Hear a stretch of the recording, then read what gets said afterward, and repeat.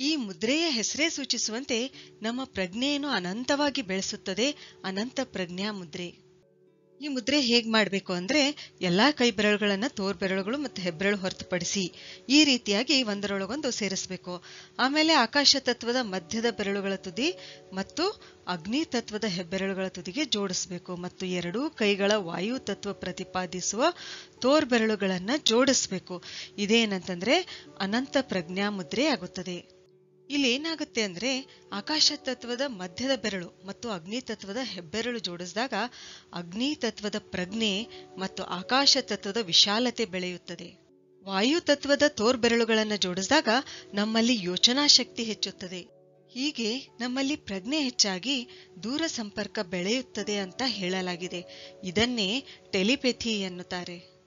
ಆದ್ರಿಂದಲೇ ಈ ಅನಂತ ಪ್ರಜ್ಞಾ ಮುದ್ರೆಯನ್ನು ದೂರ ಇರುವ ವ್ಯಕ್ತಿಗೆ ಚಿಕಿತ್ಸೆ ನೀಡಲು, ಮಾನಸಿಕ ಶಕ್ತಿ ತರಂಗಗಳನ್ನು ಕಳುಹಿಸಲು ಬಳಸುತ್ತಿದ್ರು ಅಥವಾ ಬಳಸುತ್ತಿದ್ದಾರೆ ಅಂತ ಹೇಳಲಾಗುತ್ತೆ. ಋಷಿಗಳು ಕೂಡ ಈ ಮುದ್ರೆಯಿಂದಲೇ ಅನಂತ ಪ್ರಜ್ಞೆಯನ್ನು ಪಡೆದರು ಎನ್ನಲಾಗಿದೆ. ಈ ಮುದ್ರೆಯ ಸಾಧನೆಯಿಂದ ದಿವ್ಯನಾದ ಕೇಳಿಬರುತ್ತೆ. ಯಾವುದು ಈ ಮುದ್ರೆ ಅಂದ್ರೆ ಶೂನ್ಯ ಸುರಭಿ ಮುದ್ರೆ. ಇಲ್ಲಿ ಸುರಭಿ ಮುದ್ರೆ ಮಾಡಿ ಅಂದ್ರೆ ವಿರುದ್ಧ ಕೈಗಳ ತೋರ್ಬೆರಳುಗಳನ್ನ ಮಧ್ಯದ ಬೆರಳುಗಳ ತುದಿಗೆ ಪರಸ್ಪರ ಜೋಡಿಸ್ಬೇಕು ಮತ್ತು ಉಂಗುರು ಬೆರಳುಗಳನ್ನ ಕಿರು ಬೆರಳುಗಳ ತುದಿಗೆ ಜೋಡಿಸಿದ್ರೆ ಏನಾಗುತ್ತೆ, ಇದು ಸುರಭಿ ಮುದ್ರೆ ಆಗುತ್ತೆ. ಆಮೇಲೆ ಈ ಸುರಭಿ ಮುದ್ರೆಯಲ್ಲೇ ಹೆಬ್ಬೆರಳನ್ನು ನಾವು ಆಕಾಶ ತತ್ವದ ಮಧ್ಯದ ಬೆರಳನ್ನ ಬುಡಕ್ಕೆ ಹಚ್ಚಿದಾಗ ಏನಾಗುತ್ತೆ, ಇದು ಶೂನ್ಯ ಸುರಭಿ ಮುದ್ರೆ ಆಗುತ್ತೆ.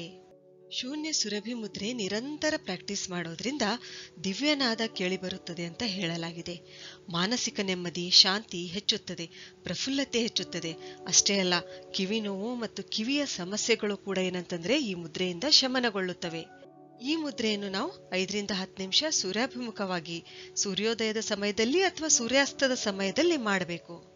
ಸರಿ, ಹಾಗಾದ್ರೆ ಮುಂದಿನ ವಿಡಿಯೋದಲ್ಲಿ ಮತ್ತೊಂದು ಉಪಯುಕ್ತವಾದ ಮಾಹಿತಿಯೊಂದಿಗೆ ಭೇಟಿಯಾಗೋಣ. ಧನ್ಯವಾದಗಳು.